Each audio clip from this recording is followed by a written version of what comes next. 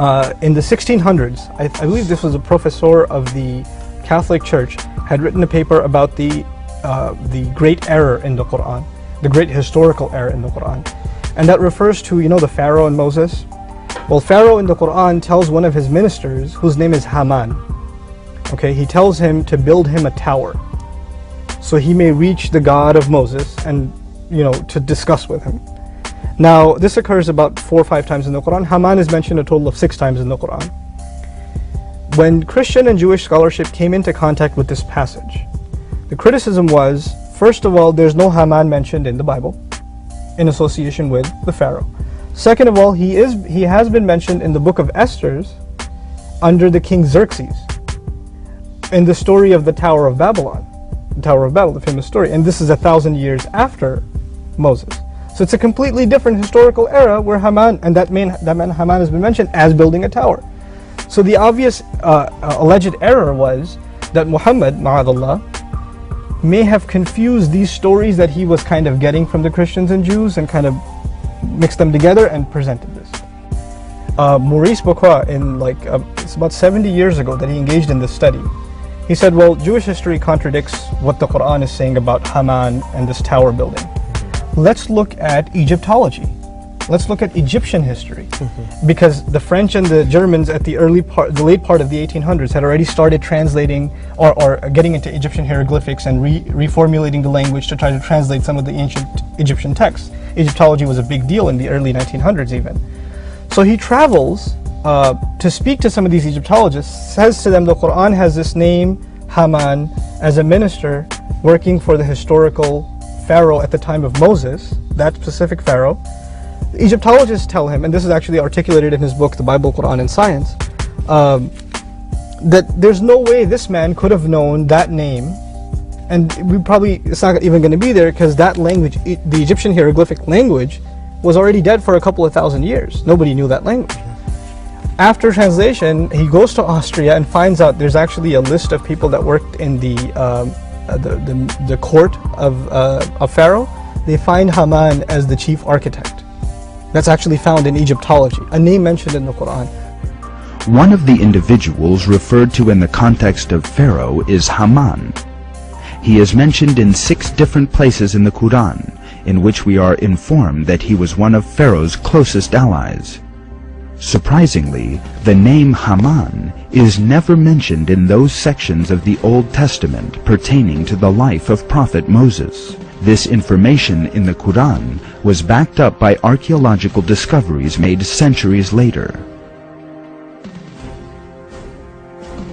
Until the 18th century, the writings and inscriptions of ancient Egypt could not be understood.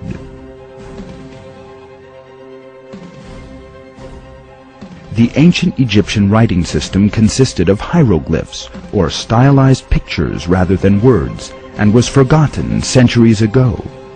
In 1799, the mystery of ancient Egyptian hieroglyphs was solved by the discovery of a tablet called the Rosetta Stone, dating back to 196 BC.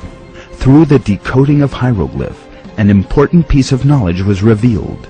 The name Haman was indeed mentioned in Egyptian inscriptions. The same inscription also indicated the close relationship between Haman and the pharaoh. In the Dictionary of People in the New Kingdom, which was prepared based on the entire collection of inscriptions, Haman is said to be the head of stone quarry workers. The verse in the Quran describing the event where Pharaoh asked Haman to build a tower is in perfect agreement with this archaeological finding. Pharaoh said, "Counsel, I do not know of any other deity for you apart from me. Haman, kindle a fire for me over the clay, and build me a lofty tower, so that perhaps I may be able to climb up to Moses' deity. I consider him a blatant liar."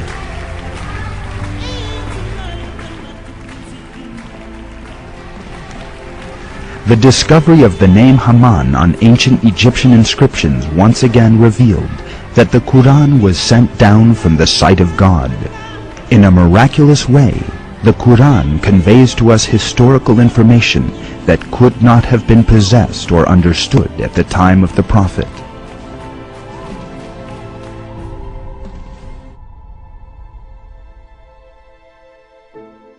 And I'm sure you all know the story of Noah, how God sent Noah to his people, and the people of Noah refused to believe in him.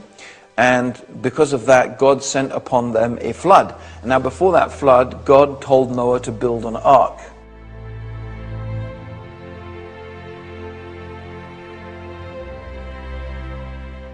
Now, the Quran is mentioning a specific name of the mountain where the Ark of Noah came to rest. And it's very interesting that recent archaeological research around the area of Mount Judy. In fact, there is a Mount Judy in Turkey, in present-day Turkey. And on this Mount Judy, there is a bolt-shaped object with exactly the same dimensions as the Ark of Noah. However, the Quran does not claim that the flood of Noah was a universal worldwide cataclysm. In fact, the Quran clearly refers to the punishment that is bestowed upon Noah and his people as being something that is specific to Noah and his people. And so although we don't have any geological evidence for a universal cataclysm, we do of course have plenty of geological evidence for local cataclysmic floods.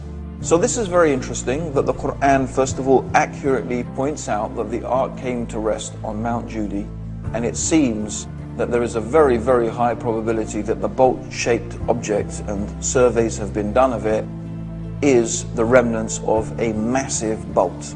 The Bible describes a cataclysmic, universal, worldwide event, whereas the Quran describes it as a local event. Again, what we find here is that the Quran is in agreement with archaeological and scientific data. It's perfectly acceptable and it's viable and verifiable according to that.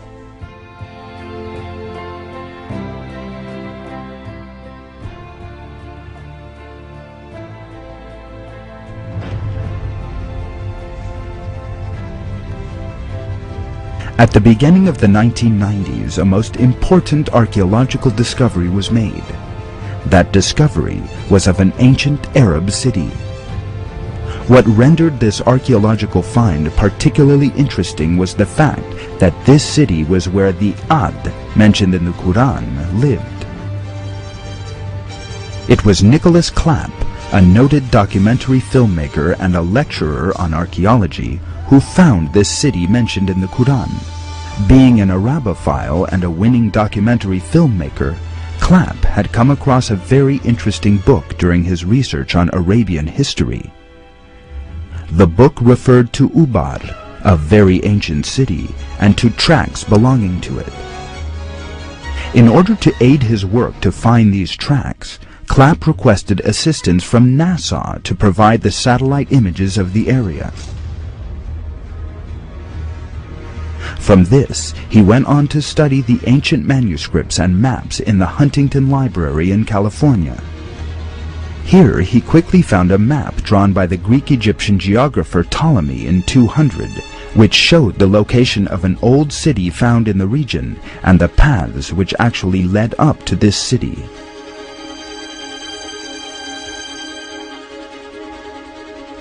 Moreover, the trails in the map corresponded with the trails in the satellite pictures taken by NASA.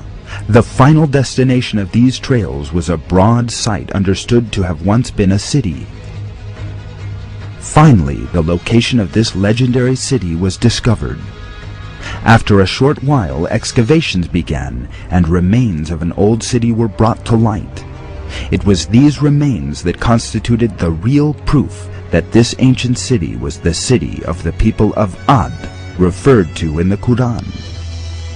Because among the structures unearthed during the excavations were pillars. This is just as is revealed in the verses.